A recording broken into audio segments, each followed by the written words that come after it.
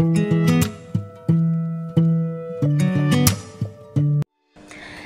mga ka-channel! Today's episode, gusto ko naman i-share yung beauty products. Kasi diba nga, sobrang stress ko. Tapos, alam yun, sa sobrang stress ko, tapos dumagdag pa yung hormonal imbalance ko. Nagkaroon ako ng mga tagyawat, pimples, ayan, na-hate ko naman talaga dahil nakakawala naman talaga ng confidence, diba? Kapag yung kahit isang tagyawat lang na meron ka, diba, nakakaasar yun. So, before, ang ginagamit ko talaga ay yung Migo Skin. Migo Skin, yung branch nila, sa Mandaluyong yun, sa Mandaluyong ako kumukuha.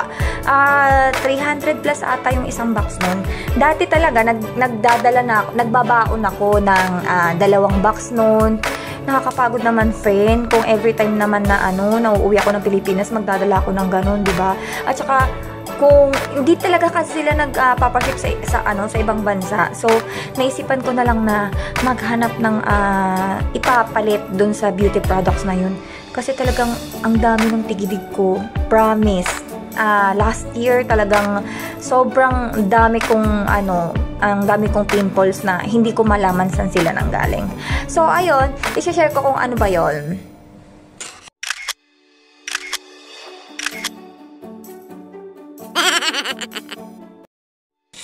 Ayan, nakaganito na tayo. So, ang una kong ginagawa, eto bago tumatulog bago tumatulog. Ang ginagawa ko talaga, gumagamit ako nito. Ayan, Garnier Micellar Cleansing Water. Ito talaga yung ginagamit ko. Kasi ito, para siya sa mga sensitive skin. Ayan, sensitive skin. Kung sensitive yung skin nyo, ito, pwede nyo itong gamitin. So, wala siyang, no added fragrance siya, no alcohol. Face, eyes, and lips. Ayun, pwede nyo siyang gamitin dun. So, ito ginagamit ko. Lagyan tayo sa, ayan. Ginagamit ko to kapag yung kware, di ba, mag-aalis na ako ng makeup, tapos, kasi kapatulog ka na, so magtatanggal ka na ng makeup. So, ito ginagamit ko pag magtatanggal ako ng makeup or ng mga beauty products na ginamit ko. Ito lang yung ginagamit ko. So, ayan. So, ayan. Nakita nyo yung dumi, yung mga makeup na ginamit nyo. Pero hindi naman siya ganun kalinis. Yung parang tatanggalin lang siya yung mga ginamit mong products o makeup, kineme, ganun kung meron man. Tapos, sa gabi, hindi ako naghihilamos. Ang ginagamit ko, towel lang. Anong towel yon? Ipapakita ko sa inyo. So, ayun, nandito na tayo sa toilet. Tapos, ito yung ginagamit ko.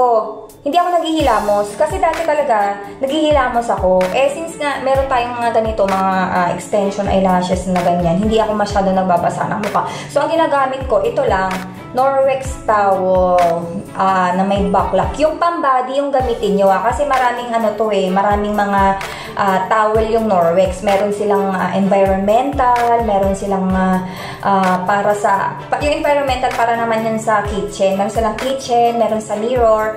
So, ang ginagamit ko yung para sa body, ayun. Ginagawa ko, binabanlawan ko lang siya. Kasi actually, itong Norwex na to, after 3 days ko talaga siya yung nilalaban ng bongga, yung talagang sinasabunan. May sarili din siyang sabon na soap Norwex, hindi yung pangkaraniwang sabon kasi hindi pwede yun. Tapos pagka sinampay mo siya, hindi din dapat siya maaarawan. So, ayan. Ito lang gagamitin ko para matanggal yung ginamit kong makeup. Ayan. Ganyan lang. Kasi nga iniiwasan ko yung eyelashes ko na na mabasa. So, ganyan lang. Kaya lang ginagawa ko. Tapos, after nito, patutuyuin ko lang siya. Pagkatuyo na siya, magtutunay na ako. So, ayan. Diba? Tuyo na siya. Tapos, pagkatuyo niya, ang ginagamit ko naman Astar Skin Toner. Ayan. Ayan yung tatak niya, Astar. Actually, yung Astar, Korean products daw to Pero, mostly gawa siya sa Taiwan. Wala pa nito sa Pilipinas, mga friend. Pero, magkakaroon na daw, sabi nila. So, maganda. Ayan. Gamitin natin bulak, no? Tapos, yan. Magamit ako ng electric fan para mas mabilis siyang matuyo. Ayan. Yung amoy niya, relaxing. Okay din yung amoy niya. Hindi siya matapang. So, ayan. Patayuin ko lang yan. Patayuin ko lang siya.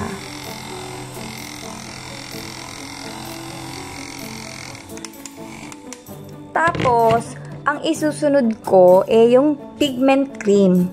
Yung pigment cream para sa mga pekas-pekas. Kasi, napansin ko, dati kasi nagmamaxipil ako. Nagmamaxipil talaga ako. So, nung tumigil ako ng maxipil, parang nagkaroon ako ng mga pekas-pekas. So, ito, dati talaga ang dami kong pekas, pero ngayon na-lessen na dahil nga dito sa pigment cream. So, intensive spot whitening. So, meron siyang Melatonin X, Infrasin, ayun, mga ano niya, ingredients niya. So, konting-konti lang yung ilalagay ko. Ganyan lang siya karami. Tapos, ayan. Tapos, dun ko lang siya nilalagay dun sa may mga part na talagang ang daming pekas. Dito kasi ako Siguro kasi kaka-beach, diba? Lalo pagka summer. Ayan. So, ganun lang. Tapos, after no, yung blemish naman siya, blemish gel. Ito po siya, blemish gel. Spot relief, soothing, and sebum control. Actually, pagka may mga patubong tagyawat ka, ako pag may patubong tagyawat ako, ito talaga nilalagay ko. Ginaganon-gunong ko lang sa patubong tagyawat. Since wala naman akong tagyawat ngayon, ang ginagawa ko, yung mga pinagtagyawatan na lang ang nilalagyan ko. Dito sa baba, lagi ako naglalagay neto kahit wala akong tagyawat kasi ang dami kong parang mga blackheads dyan sa baba.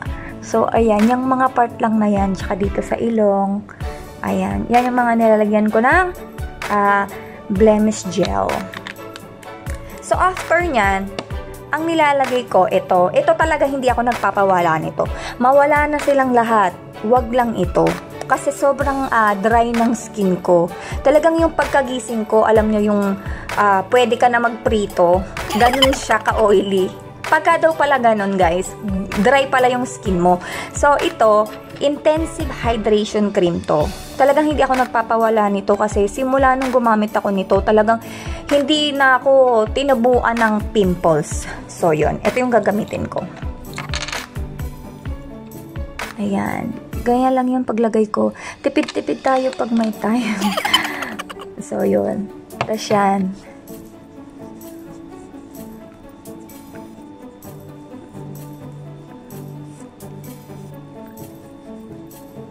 Ayan.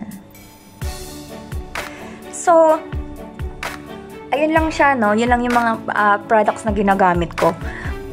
Ganun na ganun din yung ginagawa ko bago ako lalabas. Ang pagkakaiba nga lang, sa gabi kasi ang ginagamit ko, after nung intensive hydration, nagmamask ako, no?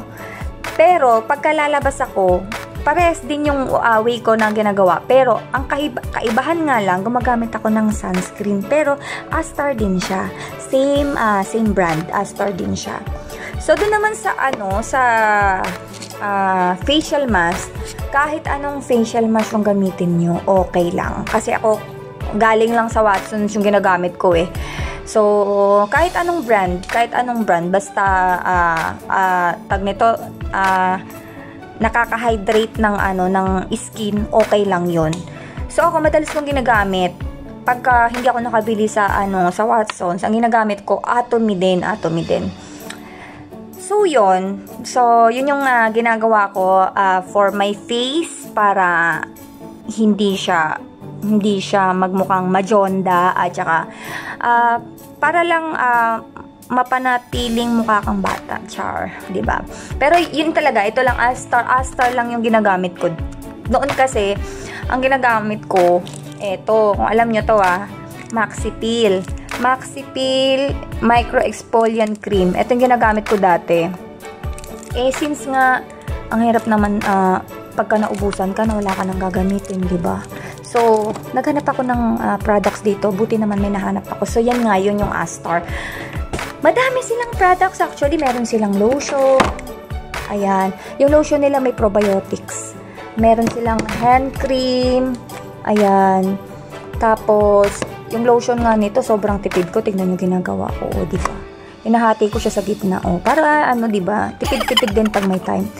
So, yun. Pati sa vitamins, Astar na din yung ginagamit ko. Yung meron silang vitamin C, meron silang, actually, meron din silang mga mask, kineme, pero masyadong mahal. So, hindi ako masyadong bumibili nun. Bumibili na lang ako sa Watsons para makatipid. So, meron nga sila ng mga vitamins, Natural B, ganyan. Natural B, vitamin C, ay mga binibili ko sa kanilang mga supplements. So, yun lang guys. Kung nagustuhan nyo, please share, like, and subscribe. Thank you so much.